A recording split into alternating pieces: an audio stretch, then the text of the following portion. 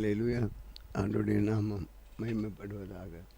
பரலோக பிதாவே, இந்த வேளையில் நாங்கள் உம்மை நோக்கி பார்க்கிறோம்.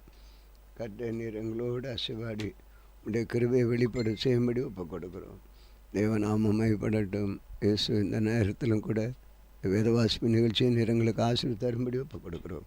இயேசு கிறிஸ்துவ நாமத்தில் வேண்டிக் கொள்கிறோம் பிதாவே, ஆமென். அன்பின் நேயர்களே, நான் வாசிக்க வேண்டிய வேத பகுதி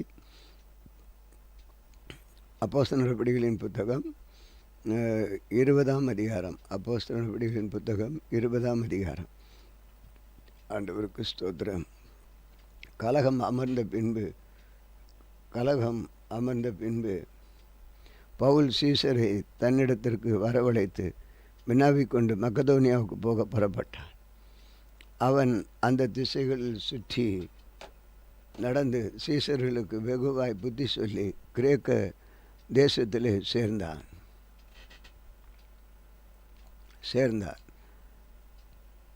அங்கே 3 மாதம் சஞ்சரித்த பின்பு அவன் கப்பல் ஏறி சீரியா தேசத்துக்கு போக மனதாயிருந்த பொழுது யூதர்கள் அவனுக்கு தீமை செய்யும்படி ரகசியமான யோசனை கொண்டிருந்தபடியால் மக்கதோனியா தேசத்தில் வழிய திரும்பி தீர்மானம் பண்ணினார். பெரேயா ஊரானாகிய சோபத்தாரும் தெசலோனிக்கேயர் அரிஸ்தார்க்கும் செக்குந்தும் தெவ்ரேனாகிய காயும் திமத்தையும் ஆகிய நாட்டாராகிய தீவுக்கும் துரோபாமையும் ஆசியா நாடு வரைக்கும் அவனுக்கு வழித்துணையாக வந்தார்கள். அவர்கள் முன்னாக போய் துரோக பட்டணத்திலே எங்களுக்காக காத்திருந்தார்கள். புளிப்பில்லாத அப்ப பண்டிகை நாட்களுக்கு பின்பு நாங்கள் கப்பல் ஏறி பிலிப்பு பட்டணத்தை விட்டு 5 நாளைக்குள்ளே துரோவா பட்டணத்திற்கு அவரிடத்தில் வந்து அங்கே 7 நாள் தங்கியிருந்தோம். வாரத்தின் முதல் நாளிலே அப்பம் விற்கும்படி சீசர்கள் கூடி வந்திருக்கையில் பவுல் நாளில் புறப்பட வேண்டும் என்றிருந்த அவர்களுடனே சம்பாசித்து நடுராத்திரி மட்டும் பிரசங்கித்தான். அவர்கள் கூடியிருந்த மேல் வீட்டில் அநேக விளக்குகள் வைத்திருந்தது. அப்பொழுது ஐத்தகு என்னும் பேர் கொண்ட ஒரு வாலிபன் ஜன்னல் உட்கார்ந்திருந்து பவுல் நெடுநேரம் பிரசங்கம் பண்ணி கொண்டிருக்கையில் மிகுந்த தூக்கமடைந்து நித்திரையாய் மயக்கத்திலே சாய்ந்து 3ஆம் மெத்திலிருந்து கீழே விழுந்து மரித்தவனாக எடுக்கப்பட்டான். உடனே பவுல் இறங்கி போய் அவன் மேல் விழுந்து அவனை அணைத்து கொண்டு கலங்காதிருங்கள், இவன் உயிரோடு இவனுக்குள் இருக்கிறது என்றார். பின்பு ஏறி போய் அப்பம் பிடித்து விடியற்காலம் மறுவும் வெகு நேரம்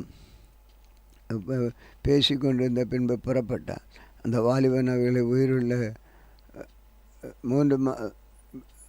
அந்த வாலிபன் அவர்களை உயிருள்ளவனாக கூட்டி கொண்டு வந்து மிகுந்த ஆறுதல் அடைந்தார்கள். பவுல் ஆசைப்பட்டணம் வரைக்கும் கரை வழியாக போக மனதாக இருந்தபடியால் அவன் திட்டம் பண்ணி இருந்தபடியே தாங்கள் கப்பல் ஏறி அந்த பட்டணத்தில் அவனை ஏற்றிக்கொள்ளும்படி முன்னாக அங்கே போயிருந்தோம்.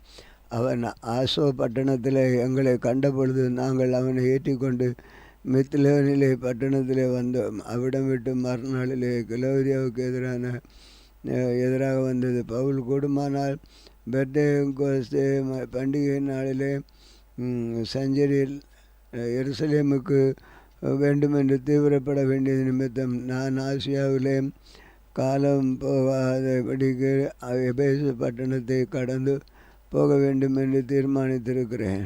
அதனால் மறுநாள் சாமுதீவு பிடித்து துரோகிலியோன் ஊர்துறையிலே தங்கி மறுநாள் மிலோத்துக்கு வந்தோம்.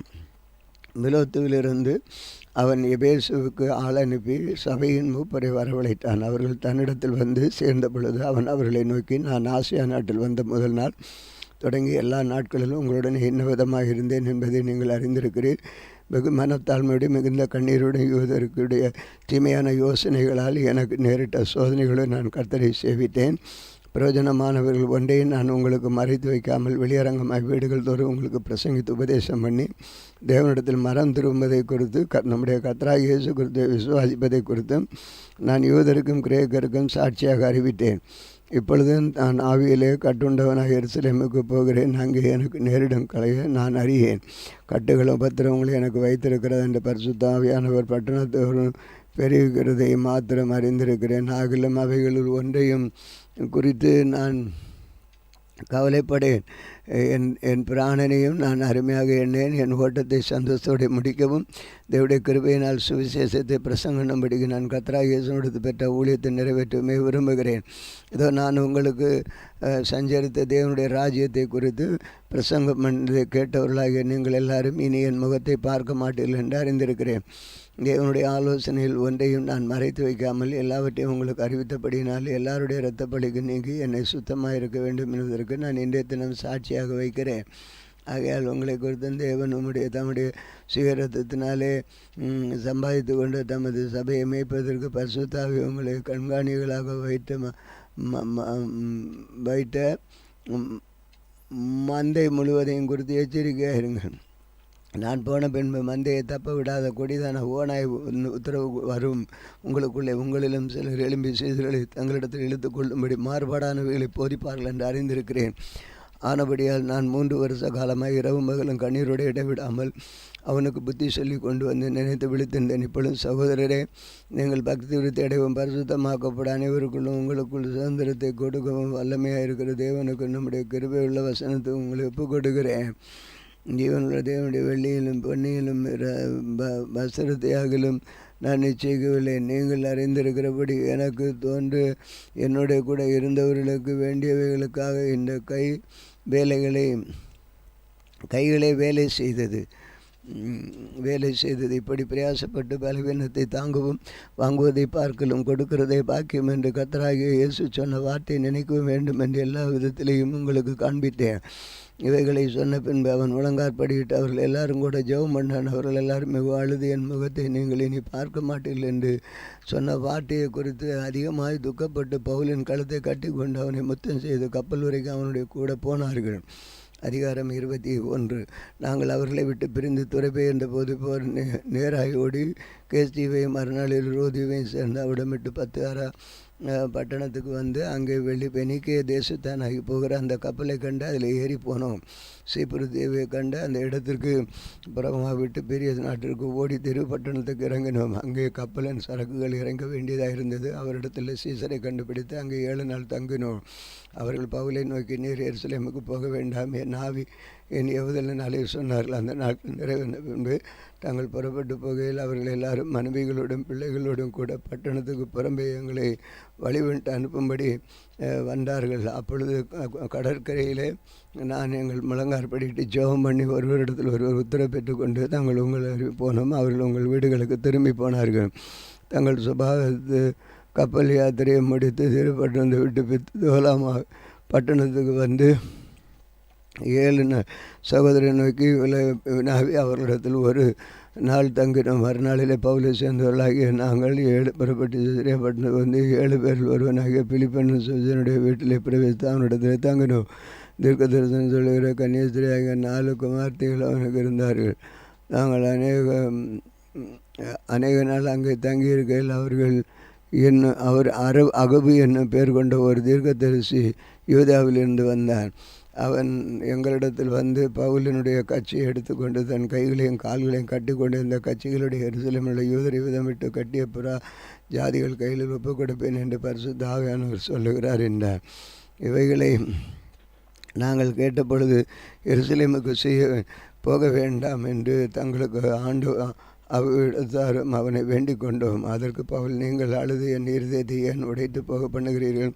எருசலேமில் நான் கர்த்தராகிய இயேசு நாமத்திற்காக கட்டப்பட்டிருக்கும் மாத்திரமல்ல, மரிப்பதற்கும் ஆயத்தமாக இருக்கிறேன் என்றார். அவன் சம்மதியானபடியில் கர்த்தருடைய சித்தமாக கடவுள் என்று அமர்ந்திருந்தோம். அந்த நாட்கள் பின்பு நாங்கள் பிரயாண சாமான்களை ஆயத்து பண்ணி கொண்டு எருசலேமுக்கு போனோம். சிறிய பட்டணத்தில் சீசர் சிலர் எங்களோட வந்ததுமன்றி சீப்புரு தீபரான மெனாசோன் என்னும் ஒரு பழைய சீசனிடத்தில் நாங்கள் நக்கும்படியாக அவனை தங்களுடைய கூட்டி கொண்டு வந்தார்கள். நாங்கள் எருசலேமுக்கு வந்தபோது சகோதரர் எங்களை சந்தோஷமாக ஏற்றுக்கொண்டார்கள். மறுநாளிலே பவுல் எங்களை கட்டி போட்டான். மூப்பர் எல்லாரும் அங்கே கூடி வந்தார்கள். அவர்கள் வினாவி தன் ஊழியத்தினாலே தேவன் புறஜாதிகளிடத்தில் செய்தவைகளை ஒவ்வொன்றாய் விவரித்து சொன்னான். அதை அவர்கள் கேட்டு கர்த்தரை மகிமைப்படுத்தினார்கள். பின்பு அவர்கள் அவனை நோக்கி, சகோதரனை, யூதர்களுக்கு அநேகரமாக விசுவாசிகளாக இருக்கிறத பார்க்கிறீரே, அவைகள் எல்லாரும் நியாயப்பிரமாணத்துக்கும் வைராக்கியமுள்ளவர்களாக இருக்கவும் புறஜாதியிடத்தில் இருக்கிற எருசலேமில் இருக்கிற சிலவரும் நாங்கள் பிள்ளைகளுமாய் விழுந்து விருத்த சேதனம் பண்ணவும் முறையிடும்படி நடக்கவும் வேண்டுதல் என்று நீர் சொல்லி விதமாய் அவர்களுக்கு சொல்லி விதமாய் அவர்களை மோசையை விட்டு பிரித்து போகும்படி போதிக்கிற இவர்கள் ஊமை குறித்து கேள்விப்பட்டிருக்கிறார்கள். இப்பொழுது செய்ய வேண்டியது என்ன? நீ தீர்க்கதரிசியாக இருக்கிற என்று இவர்கள் கேள்விப்பட்டு நிச்சயமாக கூட்டம் கூடுவார்கள். ஆகையால் நாங்கள் உமக்கு சொல்லுகிறபடி நீ செய்ய வேண்டும். அது என்னவென்றால் பிரார்த்தனை பண்ணி கொண்டவர்களாக 4 பேர் எங்களிடத்தில் இருக்கிறார்கள். அவர்களை நீ சேர்த்து கொண்டு அவர்களுடைய கூட சுத்திகரிப்பு செய்து கொண்டு அவர்களை தலைச்சவரம் பண்ணிக்கொள்வதற்கு செல்லுமானதை செலவு செய்யும். அப்படி செய்தால் உண்மை குறித்து கேள்விப்பட்ட காரியங்கள் அதிகமெல்லாம் நேரும் நியாயப்பிரமாணத்தை கை கொண்டு நடக்கிறவனே விசுவாசிகளின் பிரஜாதிகள் இப்படிப்பட்டவர்களை கை கொள்ளும் விசுவாசிகளுக்கு விக்கிரகம் கை கொள்ளாமல் விக்கிரகங்களுக்கு படைத்ததற்கும் இரத்தத்தினால் நொறுங்கொண்டதற்கும் இரத்தத்தில் நொறுங்கொண்ட சத்துரும் வேசி தன்னை விலைக்கு வேண்டும் என்று நாங்கள் ஒரு தீர்மானம் பண்ணி அவர்கள் எழுதி மனுஷகுமாரன்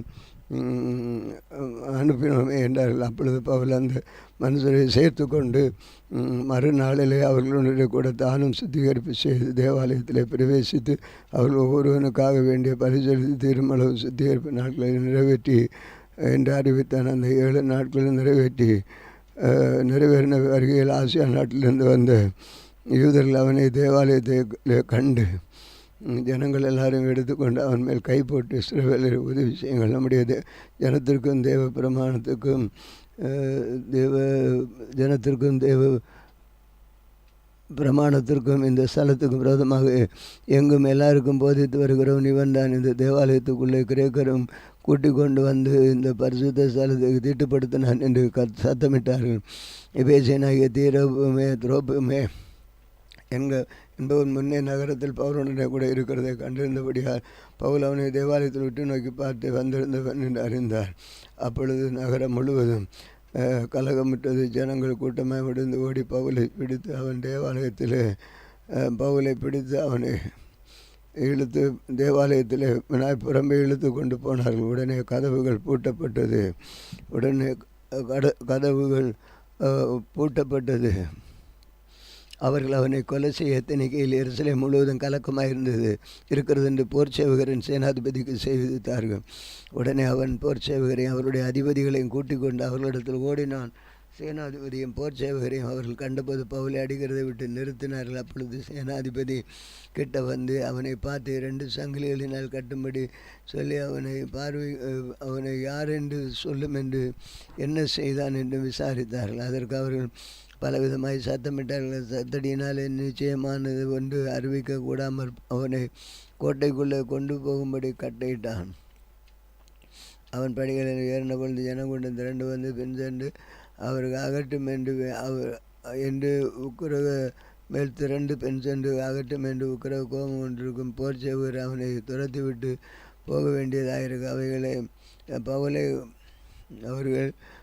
பவுலை கோட்டைக்குள்ளே கொண்டு போகிற சமயத்தில் அவன் சேனாதிபதியை நோக்கி, நான் உம்முடனே ஒரு வார்த்தையை பேசலாமா என்றான். அதற்கு அவன், நான் உனக்கு கிரேக்க பாஷை தெரியுமா? நீ அந்த இடத்துக்குள்ளே நாட்களுக்கு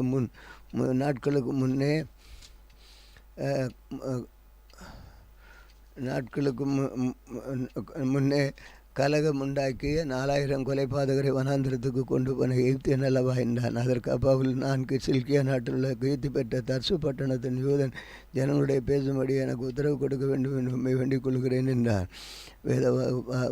உத்தரவானது பவுலடிகளின் மேல் நின்று ஜனங்களை பார்த்து கையமர்த்தினான். மிகுந்த ஆமத்தோடு அப்பொழுது அவன் அந்த எபிரேய பாஷையிலே பேசத் தொடங்கினான். அதிகாரம் 22. சகோதரரே, பிதாக்களே, நான் எகிப்து தொழுது எங்களுக்கு சொல்ல போகிற நியாயப்பிரமாணங்களுக்கு செவி கொடுப்பீர்களாக என்றான்.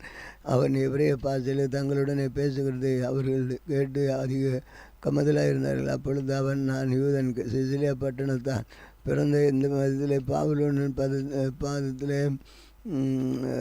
பாதத்தருகே வளர்ந்து முன்னோர்களுடைய வேத பிரமாணத்தின்படி திட்டப்படவும் போதிக்கவும் அவர்கள் இன்றைய தினமுக்கு எங்கள் எல்லாரும் தேவனை குறித்து வைராக்கியம் உள்ளவர்களாக இருக்கிறதற்கு போல நானும் வைராக்கியம் உள்ளவர்களாக இருந்தேன்.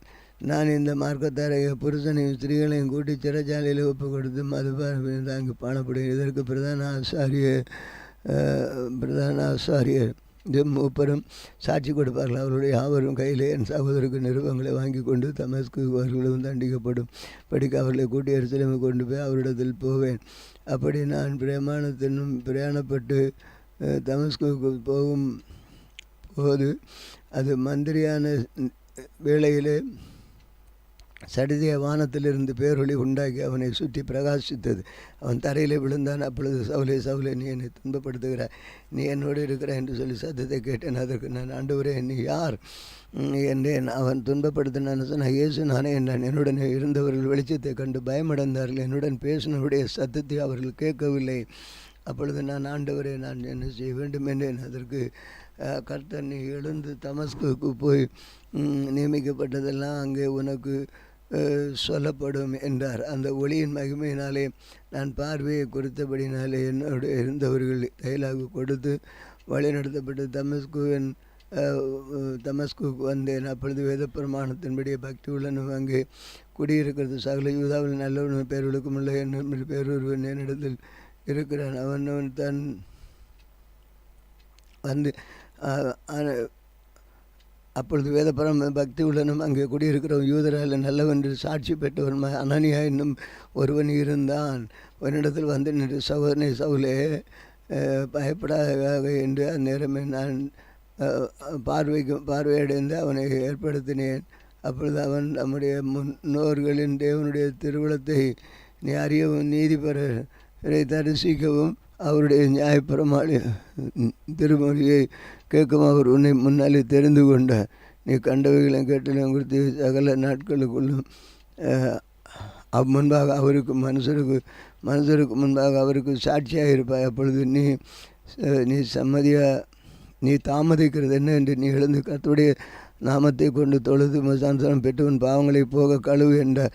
பின்பு அவன் எருசலேமை புறப்பட்டு தேவாலயத்தின் ஜெபம் பண்ணி கொண்டு சிருஷ்டியடைந்து அவரை தரிசிக்கிறேன். அவர் என்னை நோக்கி, நீ என்னை குறித்து சொல்லும் சாட்சி சொல்லும் ஏற்றுக்கொண்டவர்களை குறித்து ஆதலால் நீ தாமதம் பண்ணாமல் சீக்கிரமாக எருசலேமை விட்டு புறப்பட்டு போ என்றார். அதற்கு நான் ஆண்டவரே உம்மிடத்தில் விசுவாசம் வைக்கிறவர்களை நான் காவலில் வைத்து ஜெபம் பண்ண நாளிலே அடித்ததையும் உம்முடைய சாட்சியாகிய தேவனுடைய ரத்தம் சிந்தப்படுகிறது நான் அறிவேன் என்று அவனை கொலை செய்வதற்கு சம்மதித்து அவனை கொலை செய்தவன் வஸ்திரங்களை காத்து கொண்டிருக்க அவைகள் எப்படி காத்து கொண்டிருக்கிறதை இவர்கள் எப்படி அமர்ந்திருக்கிறார்கள் என்பதையும் என்றேன். அதற்கு அவர், நீ போ, நான் உன்னை தூரமாய் பிற ஜாதிகளிடத்தில் உன்னை அனுப்புவேன் என்று சொன்னார்கள் என்றார். இந்த வார்த்தை பிள்ளைகளுக்கு ரொம்ப இந்த வார்த்தைகளெல்லாம் அவனுக்கு செவி கொடுத்தார்கள். பின்பு இஸ்ரவேல் பிடிபட்டார்கள், பூமியிலிருந்து அகற்ற வேண்டும் என்று அவன் உயிரோடு இருக்கிற நியாயமல்லவென்று மிகுந்த சத்தமிட்டு சொன்னார்கள். இது நிமித்தமாக அவர்கள் கூக்குரல் இட்டு தங்கள் மேல் வஸ்திரங்களை எறிந்துவிட்டு ஆகாயத்தில் புழுதியை தூற்றி கொண்டிருக்கிறார்கள். சேனாதிபதி அவனை கோட்டைக்குள்ளே கொண்டு போய் கட்டளையிட்டு அவர்கள் அவனுக்கு விரோதமாய் எழுப்பப்பட்டிருந்த கூக்குரலிட்ட ஞானமாகிய முகாந்திரத்தை அறிவிக்கும்படி அவனை சவுக்கால் அடித்து விசாரிக்க தொடங்கினார். அந்தபடியே அவர்கள் அவனை வாரினால் அடித்து கட்டும்போது அவன் பகுதியும் அவருடைய சமீபமாய் வந்து நின்று 100க்கு அதிபதி நோக்கி, ரோமனும் நியாயம் விசாரிக்கப்படுகிறவனுமாய் இருக்கிற மனுஷனை அடிக்கடி அடிக்கிற பதாளமான இருக்கிற மனுஷனை அடிக்கிறது போல் இருக்கிற உங்களுக்கு நியாயமாக என்றால் 100க்கு அதிபதி ஆசைப்பட்டு சேனாதிபதிக்கு போய் அதை அறிவித்து, நீர் செம்மையாய் போகிறதை குறித்து எச்சரிக்கையாக இருந்த மனுஷன் ரோமன் என்றார். அப்பொழுது சேனாதிபதி பணிவிடத்தில் வந்து அவன் ரோமனா எனக்கு தெரியப்படுத்தும் எனக்கு சொன்னான். அதற்கு அவன் ரோமன் தான் என்றான். சேனாதிபதி பிரதித்திரம், நான் மிகுந்த திரவியத்தினால் இந்த சிலாக்கியத்தை சம்பாதித்தேன் என்றான். அதற்கு பவுல், நானோ இந்த சிலாக்கியத்துக்குரிய பெரியவனாக இருக்கேன், எல்லாரும் அவனை குறித்து விசாரிக்கும்படி ஏத்தனமாக இருந்தேன். உடனே அவனை விட்டுவிட்டார்கள். சேனாதிபதி அவனை ரோமன் என்று அறிந்து அவனை கட்டு வித்ததற்கு பயந்தான். பாவாலின் யூதராலே இஸ்ரவேல் பட்டயம் என்று எனதென்றும் இருக்கிறது. நிச்சயமாய் அறிய விரும்பிய அவர் மறுநாளிலே அவனை கட்டவிழ்த்து பிரதான ஆசிரியனை வேலைசனையும் சங்கத்தார் அனைவரையும் கூடி வரும்படி கட்டளையிட்டு ஜனங்களை கட்டி கொண்டு போய் அவைகளுக்கு புத்தி சொன்னார். ஆமே. அவர்களுக்கு ஒரு விஷயம் கூட கடைசி வசனம், பவுலின் மேல் யூதராலே ஏற்படுத்தப்பட்ட குற்றம் என்னதென்று நிச்சயம் அறிய விரும்பி அவன் மறுநாளிலே அவனை கட்டவிழ்த்து பிரதான ஆசாரிய ஆலோசனை சங்கத்தார் அனைவரையும் கூடி வரும்போது கட்டளையிட்டு அவனை கூட்டி கொண்டு போய் அவர்களுக்கு முன்பாக நிறுத்த நான் வாசிக்க வேண்டிய வெடிமடி நண்பை. ஆண்டவரே, இந்த வேதபதியை வாசிக்க கொடுத்த கிருபைக்காய் சோதரு பயனுள்ளதாக இருக்கட்டும், உடைய நாமப்படட்டும். இயேசு கிறிஸ்து நாமத்தில் வேண்டிக் கொள்கிறோம் பிதாவே, ஆமென். இந்த நாளிலும் எங்களுக்கு விரோதமாய் கிரியை செய்கிற சகல அந்த வர வல்லமே ஆவிகளையும் நசரேயனாகிய இயேசு கிறிஸ்து நாமத்தில் கடிந்து கட்டுகிறோம். ஆமென், ஆமென்.